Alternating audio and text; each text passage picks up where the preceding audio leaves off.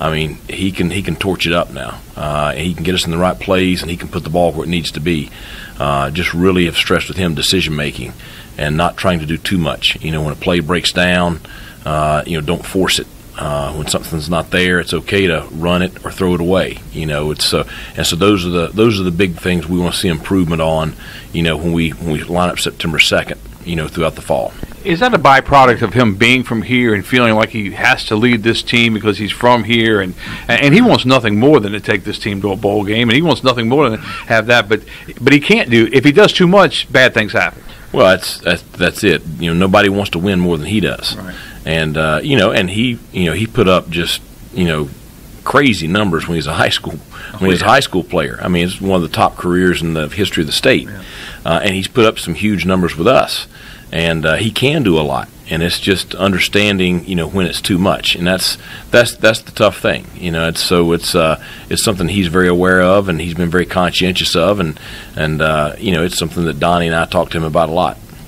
I think when you first came here, you said we want to run the football, and we've heard that before with coaches coming in. We want to run the football, but we all kind of knew Mike Houston was going to run the football, and you got two outstanding running backs, the offensive line's coming together, and this team will run the football. Yeah, we want to be balanced. It's not that I don't want to throw it. Right. It's just that, in order to win, you got to be able to run the football. And, I want to win.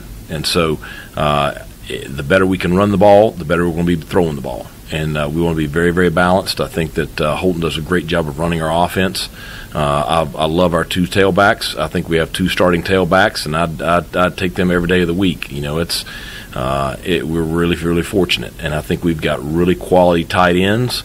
I think we're really good in the receiver room, and so I think that you have an offense now that you can stress defenses vertically, horizontally, running the ball, throwing the ball, everything. Yeah, when you look at the running back, it's hard to get two that are that good together, because when the recruiting process is going on, people are looking around, and then you get them in, and things usually flare out. But these are two outstanding players. Well, they're two outstanding kids. Yeah. I mean, strong character, and everybody watched it last year. They were the fourth and the fifth guy. This time last year, and they earned the right to be on that field, and when they got on the field, they played.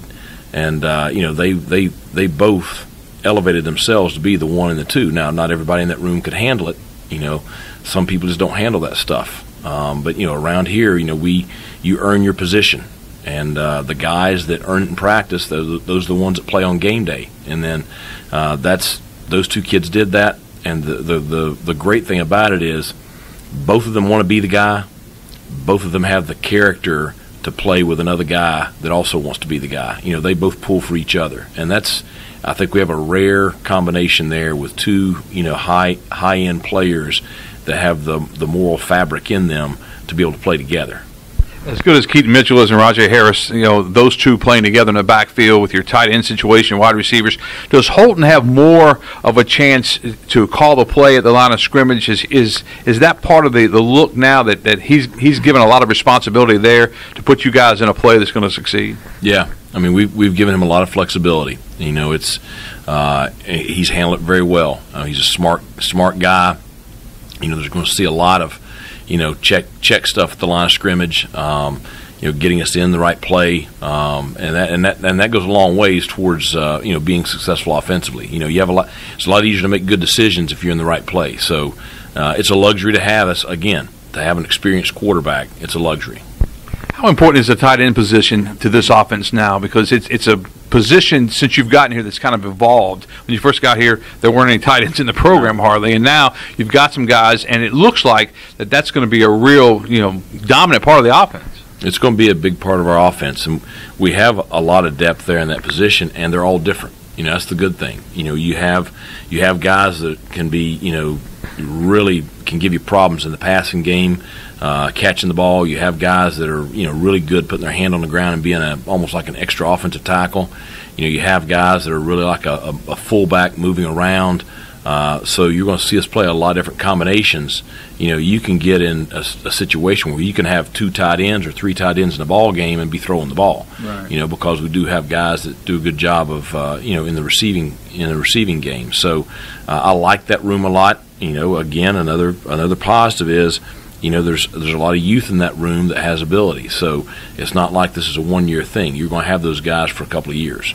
At wide receiver, we talk about Tyler Snead and just what he's all about, and he can drive a defense absolutely crazy, can't he? Well, he's the Mr. Reliable. You know what you're going to get every single day, and he's a proven commodity. He does it all. He's a great player in special teams, punt return, kick return. He's a guy in the slot that can really make a lot of plays over the middle. He's a matchup problem for safeties and linebackers. And the great thing is he and Holton are in sync. On the same page. So well. So that's a guy that Holton always knows he can depend on. He's the type of guy that can come back to the huddle every play and say, "Man, I was wide open. What are you doing?" Yeah, he's the kind of guy that he ain't gonna come out of the game. He wants to play every play and wants the ball anytime he can get it. So I'm glad we got him. How much will he see action on special teams because he is so good? But there's a fine line between playing on special teams and what you can do on offense. Well, he's going to be our returner. Right. So, I'd be a fool to put anybody else back there because anytime they kick it to him, that's another chance for him to touch the ball. C.J. Johnson looks good, and I think there's a kid also from D.H. Conley, also from the area, that maybe has a little pressure on him, and I think maybe he's grown a lot over the last year or so. Well, he's matured a lot, and he's in the best shape that he's been in since I've been here.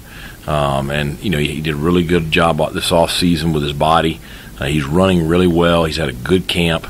I'm really excited for his season. He's doing a much better job with just habits and he's matured emotionally. So I'm excited for his season. Now he's no secret. So he's not going to sneak up on anybody. So he's still going to have to have that maturity on game day because people are going to get in his face and try to get under his skin and try to mess with him. So, but when he's on, it's like we're talking about with Snead. When he's on, he has such good, just connection, sync with Holton that he can give people problems. And that's got to be really difficult for CJ because guys will try to get in their heads and a lot of chippiness and chatter and that kind of thing, and somehow and the mature players are able to put that aside. Right. But it's just hard sometimes. Well, I think that's where he's grown. Yeah. I think you just can't let it get personal, and you can't let a personal battle impact you and how you play. And so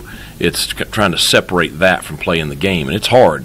Okay, but it's something that we've talked to him a lot about, and I've seen evidence of this fall in camp, him doing a much better job handling it.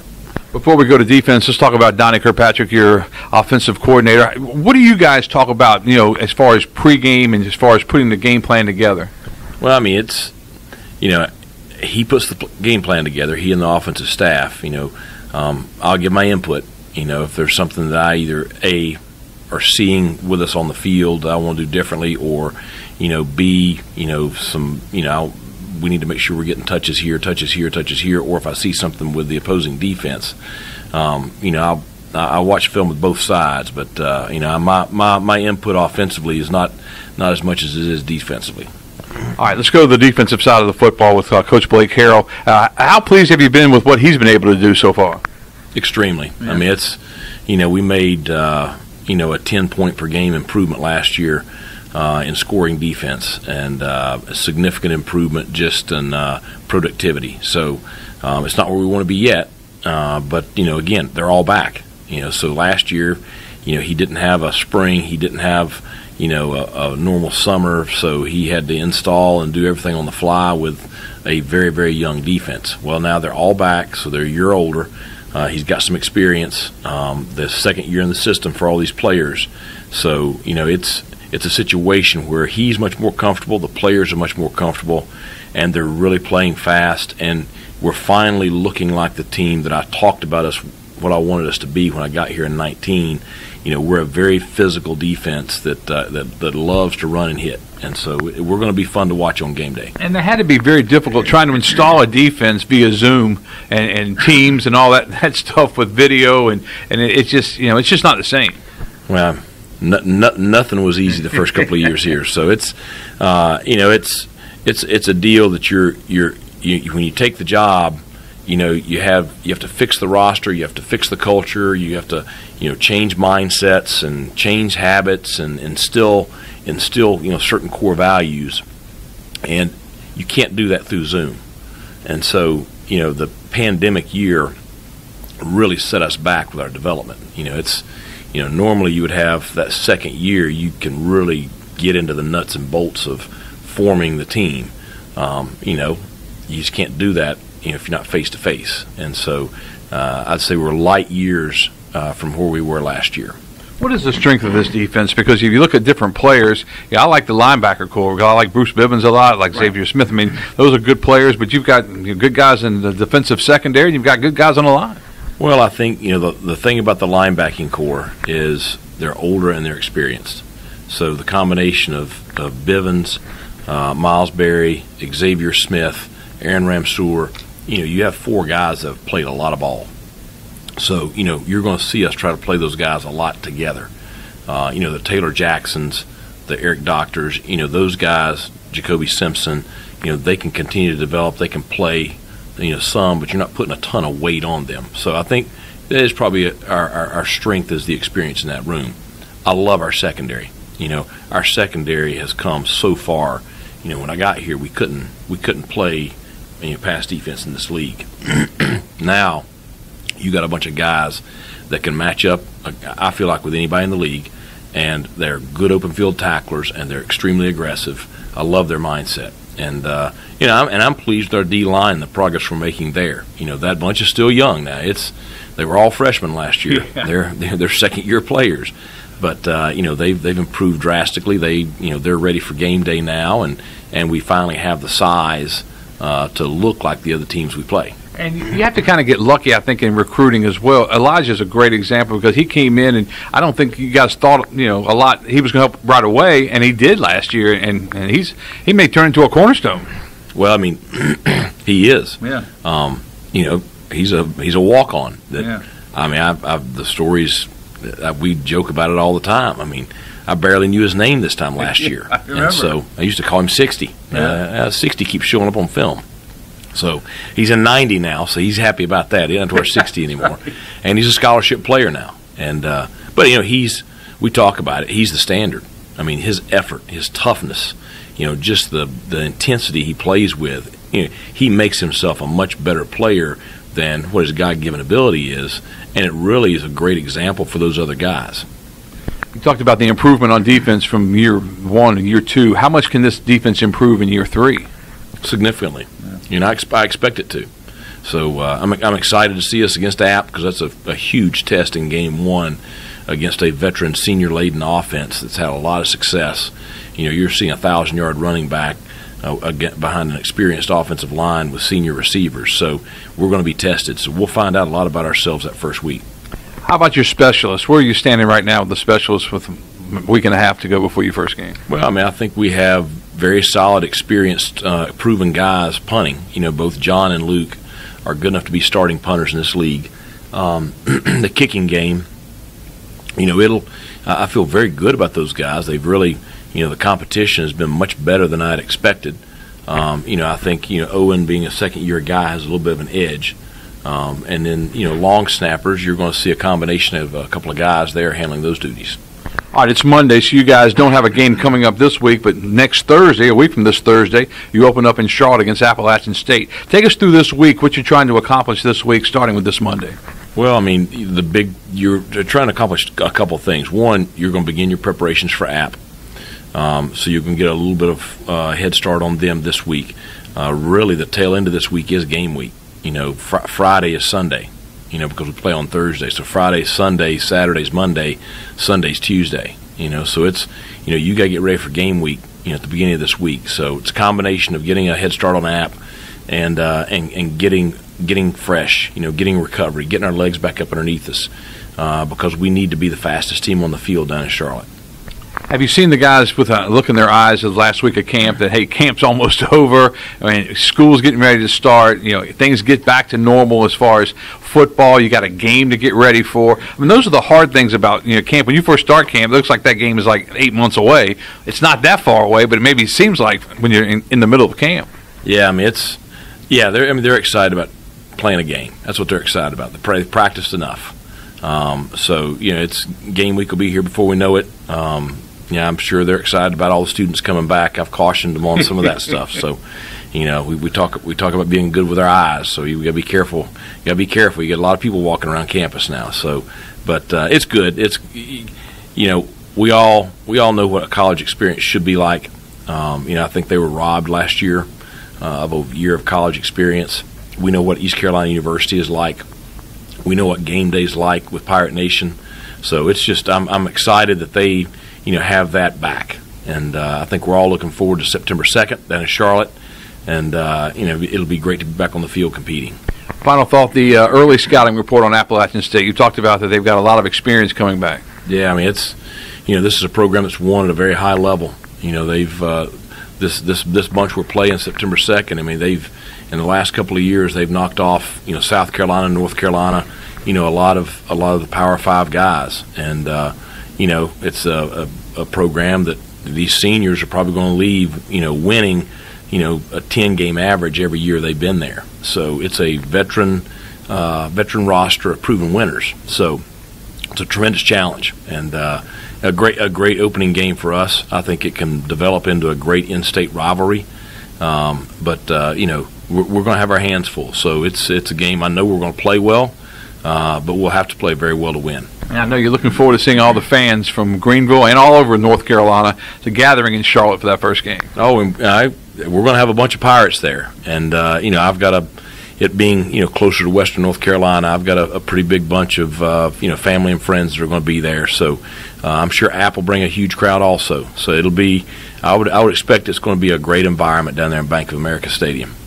Looking forward to it. Should be a lot of fun. Thursday night football, ESPN coverage, so should be great. The Pirates and the Mountaineers. Coach, thanks so much. Glad you survived camp okay, and we're looking forward to the season. Yeah, looking forward to it too. Can't wait to see our fans, back out in the stands. So, we'll see you a week from Thursday. Go Pirates. All right, that's head coach Mike Houston. We're back with more on our show after this.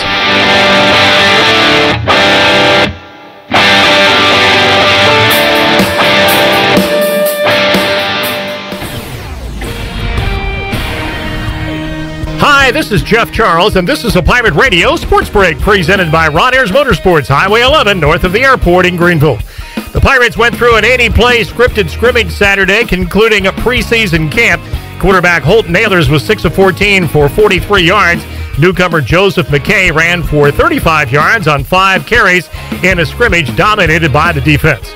Detroit's Miguel Cabrera became just the 28th player in Major League Baseball history to hit 500 home runs with a 6th-inning blast in Toronto off of Steven Matz. The Tigers beat the Blue Jays 5-3 in 11 innings. The Orioles lost to the Braves 3-1 in a game heard on Pirate Radio. Baltimore's 18th straight loss. The O's are a Major League worst, 38-85, 47 games under 500. And the Nationals lost to the Brewers 7-3. Colton Wong hit number 10 for Milwaukee. This has been a Pirate Radio Sports Break. Hi, this is Jeff Charles, and welcome inside the booth. Another college football season is around the corner. My fearless AAC predictions are next. Baltimore Orioles baseball. Pitch home, Santander swings, and it's a drive out towards left field, heading back, circling at the track, and it's gone! Anthony Santander loves Casey Mize. Back-to-back jacks for Santander. He cuts the lead 6-2 in the 4th. Catch all the O's action right here on Pirate Radio, your home of the Baltimore Orioles. The American looks like the big two, Cincinnati and UCF, a couple of bona fide top 25 programs. After that, it's tough to pick a third-place team. SMU, Memphis, Houston, Tulsa, maybe even Tulane are bunched in the middle. That gets us to the Pirates. ECU coming off a 3-6 season should be better. It's Mike Houston's 3rd season of a major rebuilding job. He's 7-14 after 2 years, which is not surprising considering the train wreck that he inherited. Quarterback Holton Nailers is poised for a big year. Running back Rajay Harris and Keaton Mitchell are blossoming stars. The receivers led by Tyler Steed and C.J. Johnson can be potent. If the Pirates just get decent offensive line play, they'll score points. Now to the defense. In this league, it is so hard to stop American offense. If they can get the defensive average down to about 29 points per game, the Pirates will win their share of games. Maybe 6-6. It's doable. Come on back again next time, and we'll visit Inside the Booth. This is Steven Igo. You've heard from me plenty on Pirate Radio Live and perhaps have read some of my work on hoistthecolors.net. Now, get an extension of our in-depth coverage on the Hoist the Colors podcast. From game previews to immediate post-game analysis to emergency podcasts for breaking news, we've got you covered. A cast of guest co-hosts from fans, former coaches, and other writers join me for 2 podcasts weekly to break down all things ECU athletics. Subscribe to Hoist the Colors now on Apple Podcasts, Spotify, or Google Podcasts. This is assistant football coach Drew Dudzik, and you're listening to Pirate Radio, the voice of the Pirate Nation.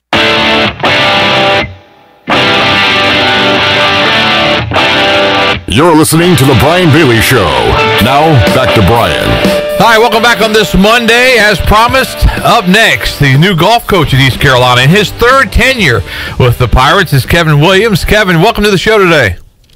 Thanks, Brian. I appreciate you having me on. Great to hear from you again. I haven't seen you since you've gotten back in town, but I'm sure we'll get together. I'm sure I'll have a hook or a slice that needs to be worked out, and I'll call you and bug you about it. But welcome back. How excited are you to be back?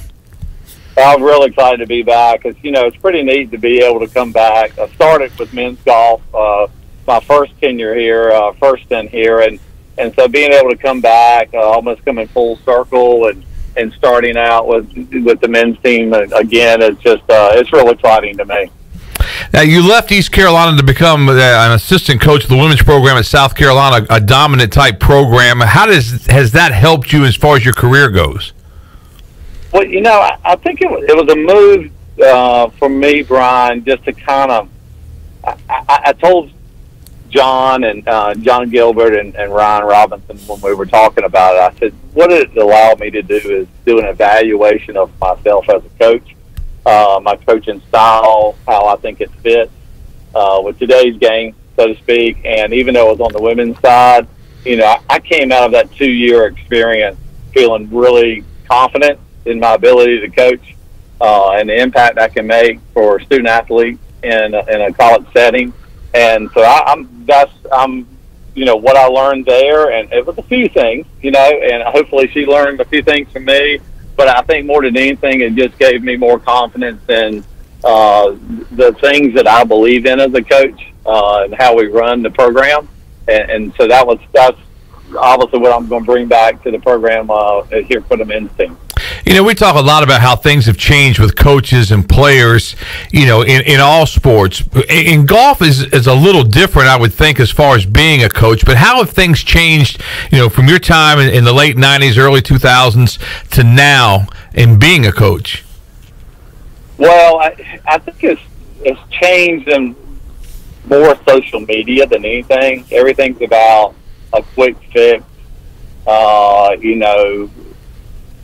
and so everything is out in the open and out in the public, and I think that's the biggest thing from a student athlete standpoint. As far as golf is concerned, it's mainly the ball just goes forever. I mean, these guys hit it forever, and that's the big thing when I've noticed recruiting this last 6 weeks. That's the biggest change I see from when I used to coach men's golf before. But to me, the biggest change as far as coaching is just the social media aspect of it. Communication is still the same, whether you're coaching a men's team or women's team. That's your lifeline. You've got to be able to communicate with your players, let them understand the expectations you have for each one of them, as well as for the program. We don't talk much about the way you guys coach, and I think it's kind of interesting because it's a little different than we see football games on TV and timeouts. We see basketball games, baseball games, with coaches and managers, how they orchestrate the game. But in golf, when you guys go to a match and you're riding around, keeping up with different players, what are some of the things that you do while you're doing all that? Well, this is probably the thing that I hope Kaylin, my coach at South Carolina, learned from me is, we both believed in having them really prepared prior to getting to the event. I thought the thing that Kaylin struggled with a little bit is she was very anxious during tournament competition. Had a lot of things to say to the players. Sometimes too much. And I think they some players like that, some players didn't. And, one of the big things I talked to her about is just taking a step back, let them come to you a little more. And so that's the thing that I feel like my philosophy is, let's coach them up prior to the competition. And then my as I've told Mike Cato, our assistant, we want to be their support. If they need us, we're there for them. We can step in and help them in a situation or, club choice, whatever it may be. But our thing is, let's watch. Let's obviously be there if they need us, but take a little bit more of a kind of like Steve Logan used to, right? He'd take a kneel down the line. He was coaching. Yeah. He was taking in the game, right, Brian? Right. He was just, and then stepping in when he needed to step in. And I'd say that's kind of, the philosophy I have as far as when we go to tournament. I like our players to make mistakes. I mean, that's the only way you learn. You learn from your mistakes. And I'm an aggressive coach. I like for them to take chances within reason, as I've told each one of them so far. But it's important that we let them play, but also be there if they need us. And that's kind of how I see things working in competition. Is it kind of like you see a guy, he's on the first tee and he drives one dead right, and you say his elbow flew out. I mean, you go right up to him and say, hey, you keep that elbow in, that's not going to happen. But if he starts thinking about that elbow, then it's going to be really bad. Well, and that's where you have to know the player. Yeah. Where communicating with them is important, knowing which ones can take all the information, which ones don't want the information. I think that's a big key. I mean, there's players that seriously they want you to tell them everything. They want to know wind direction, what club. They want to hear your opinion completely. And then there's other players that'll tell you, "Look, I'm good. I'll see you when I get done." All right, you just hired Mike Cato, and I was going to tell you this, and this is from the sincerity, the bottom of my heart. I'm sincere about this next statement. But if you had a Mount Rushmore of great guys, great golfers, and just great guys in Eastern North Carolina, and you put these guys up there, Kevin Williams is up there, Mike Cato is up there, and John LaMonica at Ironwood is up there, and now you've got Cato on your staff, so you got two pretty good people right there. Well, we're excited about Mike and his impact. Obviously, what he's done for junior golf in Eastern North Carolina. I mean, that program at Bradford Creek that he ran for juniors was pretty incredible. He garnered an award from the PGA of America as the junior golf leader in the Carolina section, that's pretty high praise and a great award for him. And, I'm going to give you another little fact on Cato. 29 junior golfers in his program have played college golf. Wow. So, obviously, even though he hasn't coached college golf, he knows what it takes. He obviously played college golf. Actually, it was funny, when my first stint here at East Carolina coaching the men's team, we actually even talked about him transferring from Wilmington to come play for us. Probably, I don't know if it was an illegal contract. He's one of my junior golfers at Kinston. But we couldn't because Wilmington at the time, we were in the CAA. And so obviously transferring, he wasn't been able to get scholarship money or had to sit out a year. So he ended up not transferring. But yeah, so Cato and I have a lot of history. And, when I was helping out at Bradford Creek on the consultant basis, we brought Mike to Greenville to help out Bradford Creek. He was an assistant down in Myrtle Beach. So his background, the guys will love him. I mean, you know that. Yeah. Everybody, loves Cato, and he'll be a lot of fun. He'll play with them. He'll, his communication skills are great. So that's going to be really nice. And for me, to somebody I completely trust working alongside of, it's a great situation for me. Great Mike Cato story. We were both single at the time, and we were at tiebreakers watching the Super Bowl, and it finished up, so we started playing shuffleboard, and two girls came over, and I swear Cato said, Bailey and I are state champions. I don't know. I started laughing to myself, and they believed him.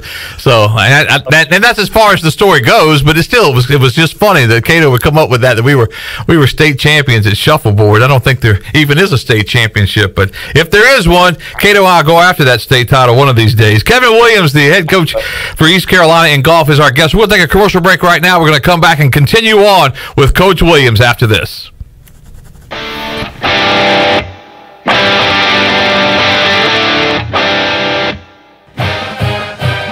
Hi, I'm Ken Hagler of Taft Hagler.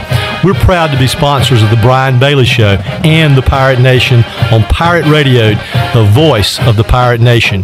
If you've been injured on the job or due to someone else's negligence in an automobile collision, call us at 752-2000 for a free consultation with experienced professionals who care. Go Pirates!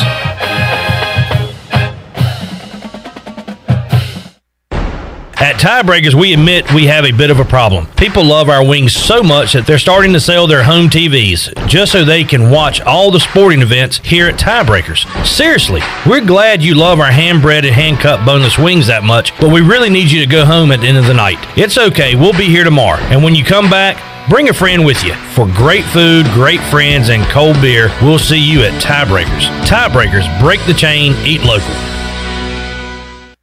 There's no better time to drive away with a quality pre-owned car, truck, or SUV from Greenville Auto World. Greenville Auto World is your authorized rough country dealer. We specialize in lift and leveling kits along with custom wheel packages. Whether you're looking for ground clearance or enhancing the appearance of your vehicle, trust our team for your off-road experience. Greenville Auto World, 3840 South Charles Boulevard across from Hardee's at Bell's Fork, or online at greenvilleautoworld.net.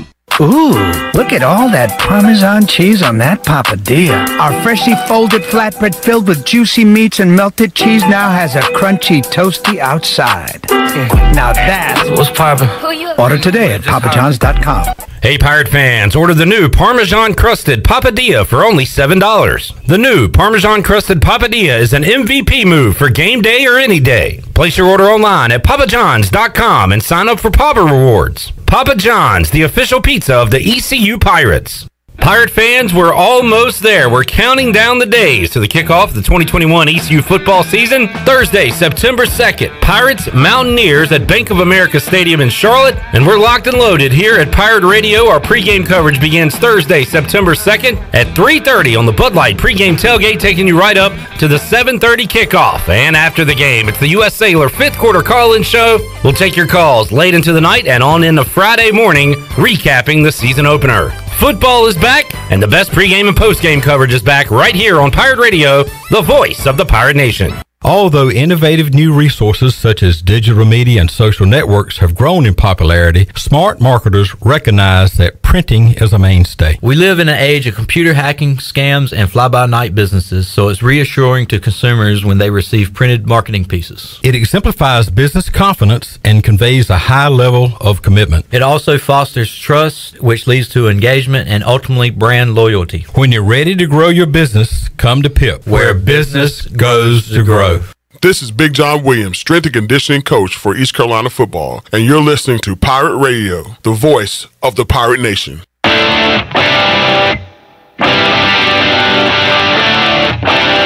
You're listening to The Brian Bailey Show. Now, back to Brian. Hi, welcome back on this Monday. We're so glad you're starting your sports week with us here on The Brian Bailey Show. Kevin Williams, in his third tenure at East Carolina, the head golf coach at ECU. And I go back with Kevin longer than any coach at East Carolina, way back in 1984. My first night in town, I didn't know anybody in Greenville at all, and I walked down to the intramural fields and I ran into Kevin Williams. We've told the story before, Kevin, but that's unbelievable, isn't it? Yeah, so I was working for the intramural recreational service department on campus, and part of my duty was to supervise the flag football game going on. And I was standing in between two of the fields there, which is now the parking lot on the, I guess that's the north side of the stadium. And a lot of people listening probably remember those fields. Well, up comes this guy from Virginia Beach, the bushy mustache thing. Yeah, I had the bushy mustache, dark hair. Yeah. A little portly. Yeah. Oh God! But we had a great time. We talked for a long time that night, and yeah, I'll never forget that. That was really good. I'm glad that our paths crossed. We did a radio show. I remember doing a radio show when you first started your radio show. And so anyway, it was just really fun. I was a golfer at Kinston Country Club at the time when we did the radio show, and you probably remember this, but Burt Williams, a local pro at the time, he called into the show, and obviously he was trying to play a joke on both of us, because obviously we know Burt real well, but we were able to catch him at his joke. You know, and another thing, you always had us out to Kinston to play, and we love going out. There's a great course, the Kinston Country Club, and we were out there for a Pro-Am one year, and it was the closest to the pin. I forget which hole it was, but it was so I won closest to the pin, and I 3-putted from closest to the pin, and you announced it to the whole crowd. You said, you know, congratulations to Brian Bailey. You're closest to the pin. Here's your prize. And I'm not going to tell everybody that he 3-jacked the putt, but I did. I mean, it was one of those. It was a bad angle, and it was ugly, but it was a good shot to start the hole. Just didn't turn out so well. That was fun though. Yeah. That was fun. Well, I'll tell you what, we used to have some fun days at Kinston Country Club, and the Pro-Am you're talking about is Jim Rhodes used to have a big Pro-Am, the ARM Pro-Am, and it was just a lot of fun. And those days, you know, Burt Williams worked for me for a little while. Mike Cato was one of my junior golfers growing up. Yeah. So, I remember those days fondly for sure. I covered Cato when he was a junior golfer. I remember some of that because he played in the Kinston. Because Kinston had a real big junior tournament, and later on, Bradford Creek, you know, had the big. And I think Kinston still has one. We covered both of those year in and year out for a long time. Well, when Cato was growing up, Kings junior tournament, then Roy Jones came in. Yeah. So it was the Kings, Roy Jones, and obviously when Cato came to Bradford Creek, that was one of the big things he wanted to do was have a big junior tournament. And you know, the Coastal Plains is still going on. Greenville Country Club hosts it now, and so it's great that he was able to give back to golf his impact through junior golf. All right, Kevin, how much of an asset is it to have a guy like Harold Varner out on the tour right now and as well as he's doing as a former Pirate? How do you use that in recruiting? Well, I normally tell the story when we announced on Tuesday I was coming back. And obviously I was a little nervous about like Harold and some of the former players because I've been coaching on the women's side for 14 years. Right. How they would take the news of me coming back. And so Monday morning, we were announcing on Tuesday, but obviously they let the word out to Harold that I was being hired. And I got a call from him that morning. And I cannot repeat what he said on the but you can imagine as much as you've been around Harold, yeah, a lot of excitement. And obviously, he feel real good. And I knew Harold, obviously, from his days playing on the men's team when I was coaching the women's side. And Harold's the kind of guy that he makes everybody feel like they're his best friend. Yep. And I'm telling you, Brian, that is, I mean, you know it. Yep. That's not easy. No. Number one, it's not easy for Harold because a lot of people will want to reach out because it makes him so approachable. Right. But he just makes people feel that way. Mm-hmm. And for him to be a representative of our golf program and the pride and the love he has for East Carolina University, it's big. It's big for our program, and every time we can promote it, Pirate Radio does a tremendous job putting out stuff on Harold when he plays in tournaments, and obviously it was so exciting on Saturday when he was really going low. Unfortunately, a little bit of a hiccup on the 18th hole, but he's great shape.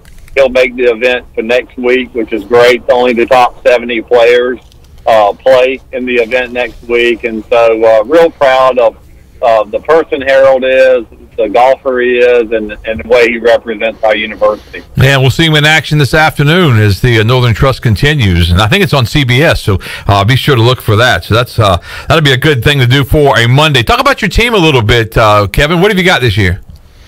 Well, we're an experienced team. We're going to have 5 seniors and 4 juniors, so we're an older team. We're hopefully that's going to make us a team that, you know, obviously can handle pressure situations really well. We just need to change a little bit of the discipline, I think. You know, we're really going to work really hard in the weight room. I think, obviously, to me, that's a mindset. When you tackle a weight room with a great mindset, I think that's just going to help us a little bit, have a little bit of an edge. But we got some really good leadership on our team. Jimbo Stanley, Stephen Carroll, Addie Giles are a few of the seniors I really look to provide leadership. Stephen's an unbelievable player. A.J. Beechler is another senior who's a great player. And then we've added some new players. Nick Brown, who some people in Greenville may remember. Yes. Nick, but his family moved to Wendell, and he's a grad transfer that's come in. And Nick finished 7th in the North Carolina Amateur, really good player. And then we have 2 freshmen, Tyler DeChellis from Clayton and Carter Boosie from Charlotte, that are really good players. Coach Sapp, the former coach, was really high on those 2 guys. And I've gone through and studied everybody, whether it's their rounds they've played here in competition as a Pirate, or if they hadn't played much here, what they did in junior golf. And there's a lot of talent on this team. We got a big team, 12.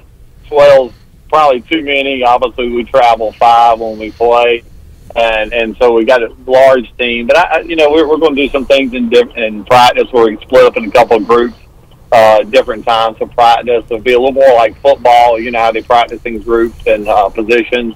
And so I think that's going to help us a little bit in practice. And but there'll be some serious competition when we go to qualify for who's going to travel to represent us in the starting lineup.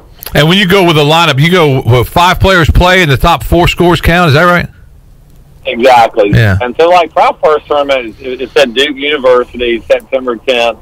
We'll play 5 qualifying rounds. And, coaches do it differently. Some coaches just pick their starting 5. Some coaches say, okay, the low 3 scores are in the lineup, and the coach picks 2. And, starting out fresh and new, I've told the guys, I said, we're going to play 5 rounds, low 5 guys. They're the starters. And so it's pretty fair for everybody. And then, obviously we'll exert a little bit more of a influence over the starting lineup as we go throughout the year, probably. And that's got to be, if I'm a player for you and you tell me that, I'm like, okay, I got 5 rounds to prove that I should be a starter. And if I don't prove it, I shouldn't be a starter, right? Right, exactly. And that's the nice thing about our sport. Track and field's that way, swimming, where they've got times and stuff, and golf being a number. It's great that way. I think it's easier. What you find, though, Brian, the better players are going to play the longer you play. So the shorter the qualifier, right, sometimes the better players don't come out. It's just like playing a game. Over 4 quarters, you got to play all 4 quarters of football. You may win that first quarter, but boy, there's 3 more to go. And so we try to extend the qualifier to make it 4, 5, 6 rounds. That way, it tends to identify your best players. And for most of us, I can make a par on that first hole, but I know in my head I'm not making pars on all those holes. And I think that's the same thing. The more you play, the cream rises to the top. Well, I kind of want to go back to those stories about you and Cato when y'all were single. Cato will probably die. He may end up divorced if that's no. It really was nothing really happened except for that line. I just always remembered that line. I just thought that was just such a great line. We're, Bailey and I are state champions, and it always stuck with me. I actually think Cato could be a state champion in cornhole. He's really good at that. I bet. Yeah, he's got that. He's got that look, and he may have been a state champion. Maybe he was telling the truth. He just added me on to the story. But that was a lot of fun. Great guy. Kevin Williams joining us talking East Carolina Pirate Golf. When's your season get started? And I know you said you started at Duke. Yeah, we start September 10th at Duke. I hate that I'm going to miss the South Carolina game, and I obviously have some friends coming up from my time, the 2 years in Columbia. But, I've been predicting a Pirate win. I've watched Gamecock football the last 2 years, and unless they find somebody who can throw the ball, I don't think they're going to beat us. I really feel good about our team. I told actually, I know we're talking golf. I'm going to talk football. Go ahead. I see a different. We have the look. Yeah. You look at our team in the weight room and stuff, and I hadn't been around them much. But I was telling Cliff Godwin this the other day. I told him, I said, we look different than I remember when I was here 2 years ago. We look different. We look the part. And I'm real excited. I think Mike and I think we're going to have a good year, to be honest with you. I like, how we look, and I think we've got great leadership with whole, and we got a lot of guys back on offense, yep. So it'll be good. Yeah. Should be a lot of fun. All kicks off September the 2nd, East Carolina, Appalachian State at Bank of America Stadium in Charlotte. Kevin, thanks so much for the time. We certainly appreciate it. Drive safe today and travel safe today, and we'll catch you soon. Thanks, Brian. Take care, bud. All right, take care. Kevin Williams, the golf coach at East Carolina. We'll come back and wrap things up on this edition of the Brian Bailey Show for you right after this.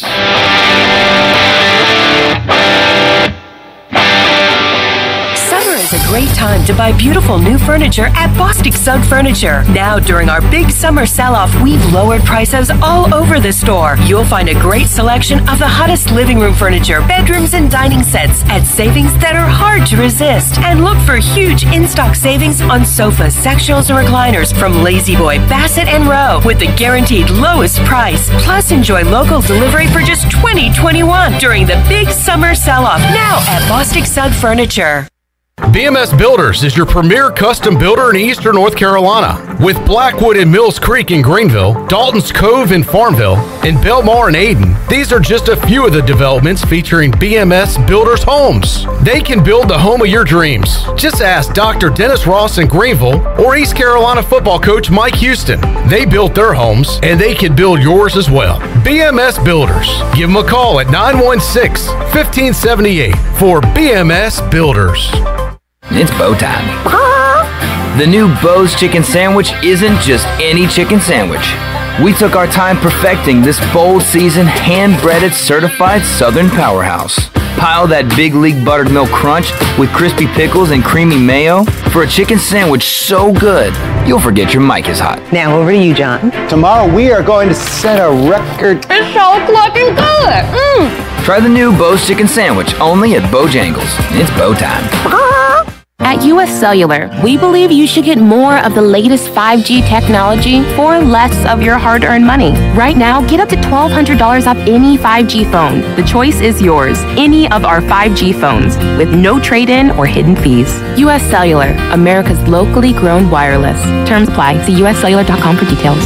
Now that life is returning to normal, we have found a lot of good things that came from the pandemic. One of them is not having to go to the wireless store anymore. The Cellular Warehouse team has been in the business of delivering phones to your home and office for 20 years. People found out about our free delivery service and love the ease of getting a new phone, tablet, or hotspot. Call Toby Williams today at 252-799-7051 so you can start experiencing the joy of never going to a wireless store again. Cellular Warehouse, your local U.S. Cellular authorized agent.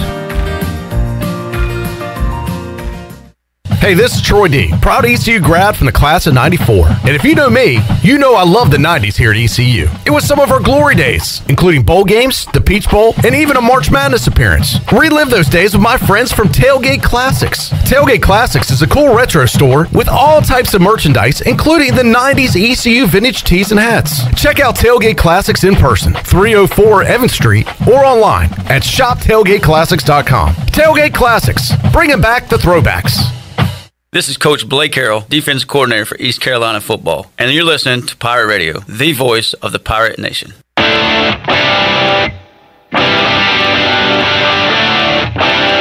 You're listening to The Brian Bailey Show.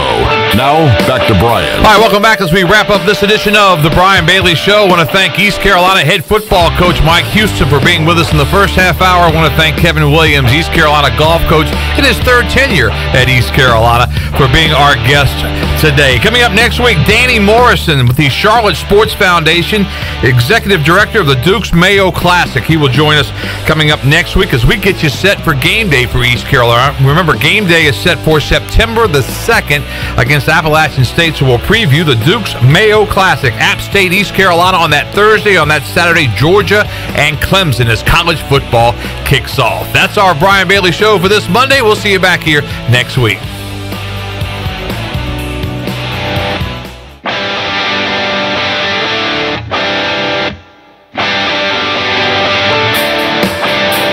This has been The Brian Bailey Show, brought to you by Angus Grill, Bostic Sugg Furniture, Bojangles, East Coast Grady, The Gavigan Agency, Greenville Auto World, Papa John's, Pepsi, Seared Chop House, Taft and Hagler, Tiebreakers, BMS Builders, and The Rick House.